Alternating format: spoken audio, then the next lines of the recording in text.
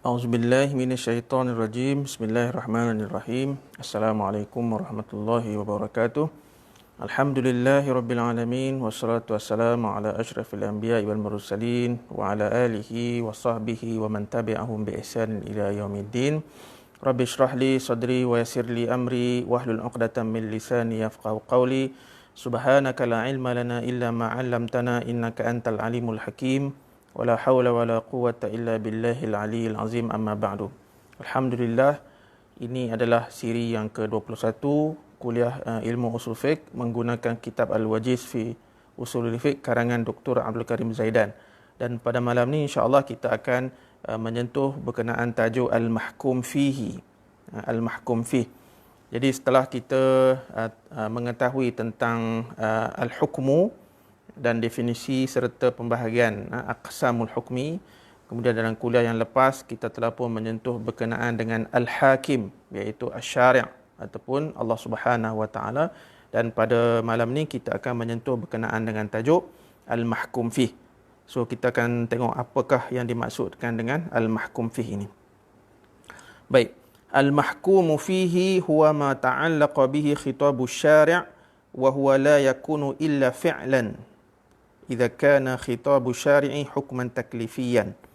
أما في الحكم الوضعي فقد يكون فعلا للمكلف كما في العقود والجرائم، وقد لا يكون فعلا له ولكن يرجع إلى فعله كشهود شهر رمضان الذي جعله الشارع سببا لوجوب الصيام. Baik, al-mahkum fih ini ialah tempat di mana bergantung dengannya khitab syarak.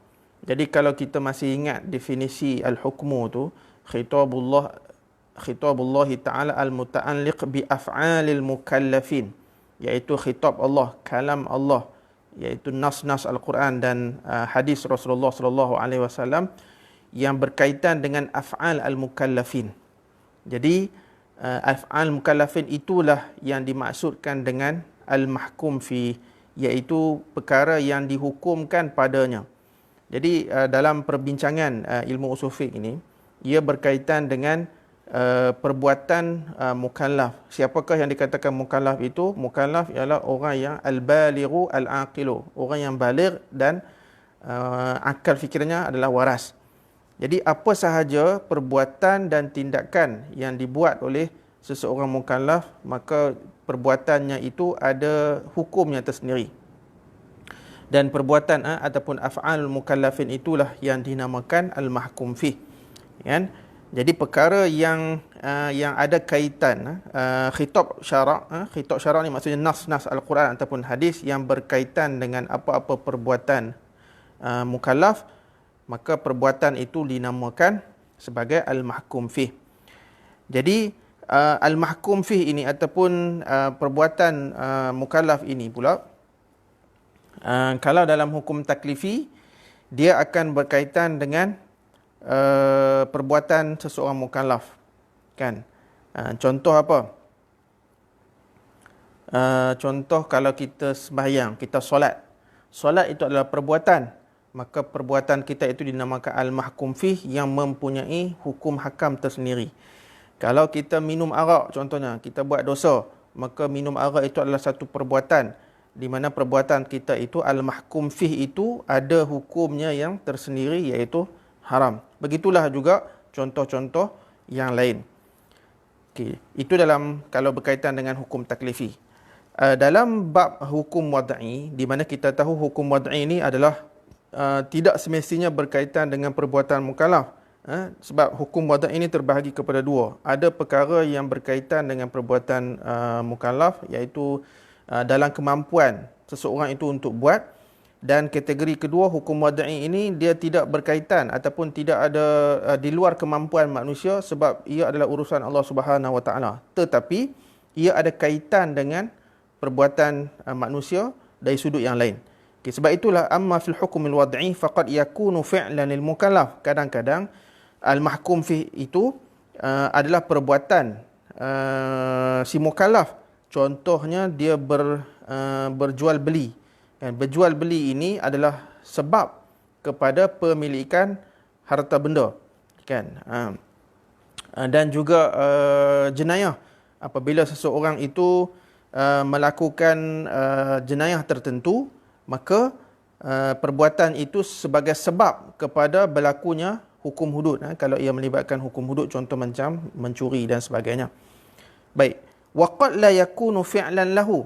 Dan al-mahkum fih ini dalam hukum wadai kadang-kadang dia bukan berbentuk perbuatan mukallaf.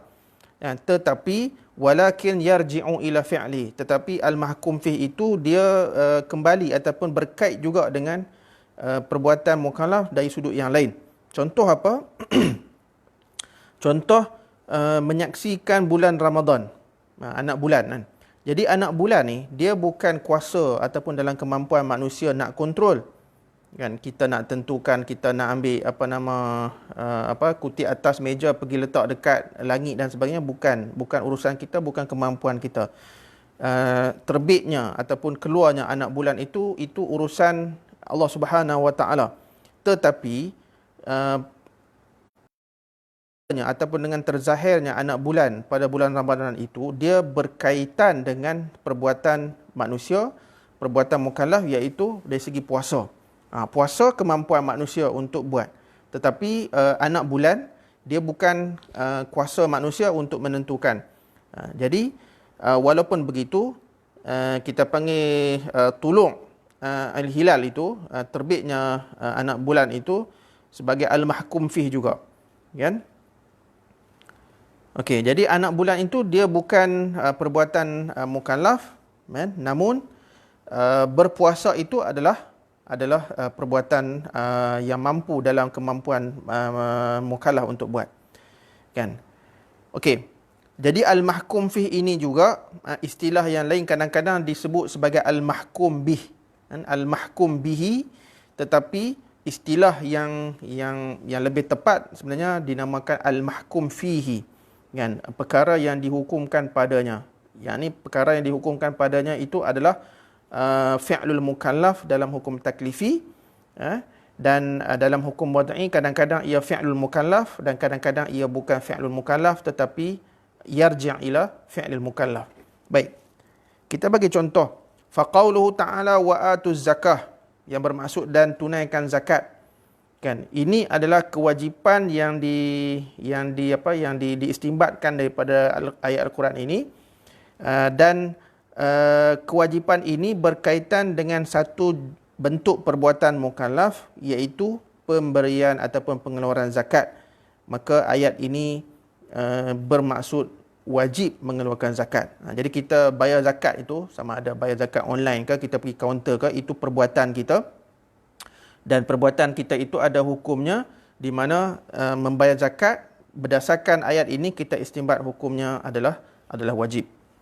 Contoh lain firman Allah Ta'ala, wala taqrabuz zina, surah Al-Isra ayat 32. Kan? Ayat ini mengandungi satu larangan yang diistimbatkan daripada ayat ini, yang berkaitan dengan satu perbuatan mukallaf, iaitu zina. Maka seseorang, sesiapa yang melakukan perbuatan zina itu, maka perbuatan itu adalah haram. Kan? Jadi al-mahkum fih di sini, perbuatan zina itu, dan perbuatan zina itu adalah haram berdasarkan ayat ini.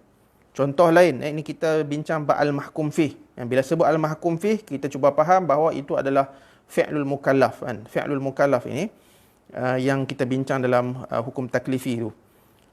Firman Allah Ta'ala, ini contoh lain. Iza tadayantum bidainin ila ajalin musamman faktubuh, surah Al-Baqarah ayat 282. Apabila kamu berhutang dengan tempoh-tempoh tertentu, maka disunatkan untuk kamu menulis ataupun merekodkan hutang piutang kamu itu supaya tidak berbangkit di kemudian hari. Jadi ayat ini berkaitan dengan satu perbuatan manusia, yang mana kita istimbatkan hukum berdasarkan ayat ini adalah perbuatan merekodkan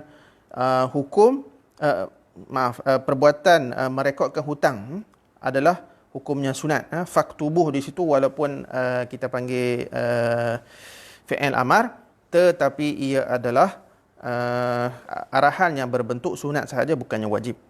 Dan firman Allah yang lain, wala tayammamul khabitha minhu tunfiqun, surah Al-Baqarah ayat 267. Jangan kamu memilih-milih perkara yang kita panggil yang buruk-buruk untuk diberi nafkah. ataupun diberi sedekah. Kan? Kita ni jenis perangai, kalau kita nak sedekah dekat orang, contoh pakaian lah contohnya, kita selalu bagi benda ataupun pakaian yang dah kita tak mau pakai. Kan?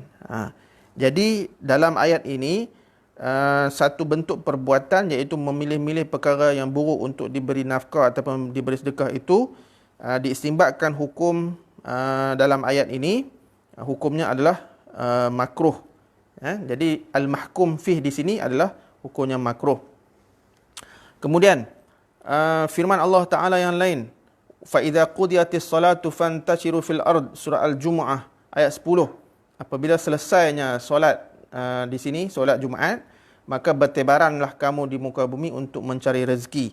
Jadi dalam ayat ini dia ada satu al-mahkum fih ataupun satu bentuk perbuatan, iaitu selepas solat kita boleh bertebaran, mencari rezeki, iaitu mencari rezeki. Jadi perbuatan mencari rezeki kalau berdasarkan ayat ini hukumnya adalah harus sahaja. Okey. Baik. Jadi itu sedikit sebanyak untuk kita faham berkenaan dengan tajuk pada malam ini, iaitu al-mahkum fihi. Dan daripada al-mahkum fihi ini dia ada lagi pendetailan ataupun perincian perbincangan, di mana yang pertama dari sudut syarat sah pentaklifan sesuatu perbuatan. Jadi adakah dalam syariat kita ni disyarakkan semua perkara termasuk perkara-perkara yang di luar kemampuan manusia ataupun bagaimana? InsyaAllah kita akan sentuh dalam kuliah yang akan datang. Dan perbahasan dari sudut yang kedua, dari segi kita panggil al-jihatul lati tudafu ilaiha hadhil af'al. Dari sudut mana perbuatan-perbuatan manusia ataupun perbuatan mukallaf ini disandarkan, iaitu dia ada kaitan dengan perbahasan huququllah dan juga huququl ibad, hak-hak asasi Allah Subhanahu Wa Taala dan juga hak-hak asasi manusia. Itu yang selalu kita bincang, hak asasi manusia. Kita tak pernah langsung bincang sudut hak-hak asasi Allah Subhanahu Wa Taala. Baik, jadi insya-Allah setakat itu ringkas saja pada malam ni. Kita akan sambung kuliah kita pada akan datang. Dan ada satu soalan di sini, ada jual buku usul fiqh tak? Jawapannya memang ada. Kitab yang saya pakai untuk kita kuliah berkenaan dengan ilmu usul fiqh ni, saya gunakan kitab Al-Wajiz fi Usulul Fiqh. Kitab ini anda boleh beli di mana-mana di mana-mana kedai kitab yang menjual buku bahasa Arab lah, insya-Allah ada. Sebut saja kitab Al-Wajiz fi Usulul Fiqh karangan Dr. Abdul Karim Zaidan, insya-Allah anda akan jumpalah kitab ini. Tapi saya juga ada menulis, saya dah banyak kali war-warkan, saya ada juga menulis ringkas, nak kata ringkasan pun boleh, nak kata terjemahan pun boleh juga, di mana saya telah membuat satu khulasah ilmu usul fiqh secara ringkas dalam bahasa Melayu yang bertajuk Pengantar Usul Fiqh, yang diterbitkan oleh penerbit USIM.